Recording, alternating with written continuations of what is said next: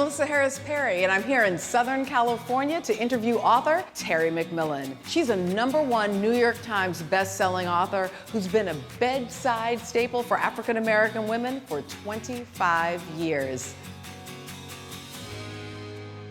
We are here to do a soul search. I want to talk about the new book. I want to talk about politics, but I also want to talk about shoes.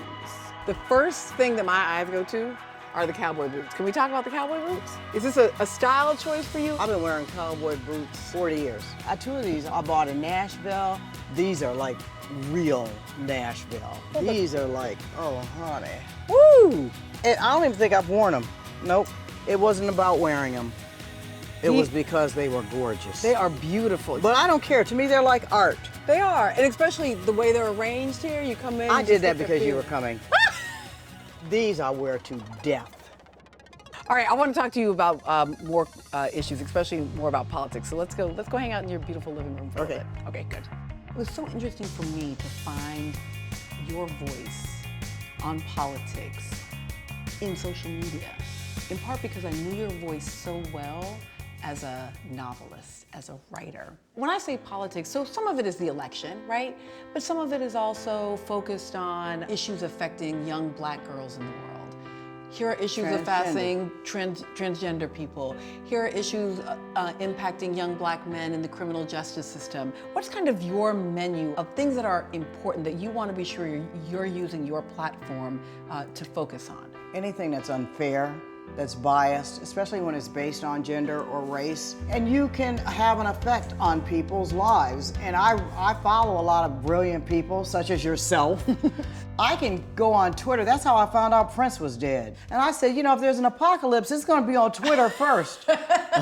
Letting you know. I'm serious, you know? And so when I get stuff on my timeline, they are from people that I really want to know what they have to say, what they're thinking, what they saw, how they're flipping all of this stuff. And sometimes I just get a different perspective. I want to talk about the book a little bit. I have to say, the book came for me at exactly the right time. Well, I'm glad to hear that. I wish it wasn't quite true. Do you still believe in love? Hell yeah. And I'm not saying anything else. And that's the other point of the book.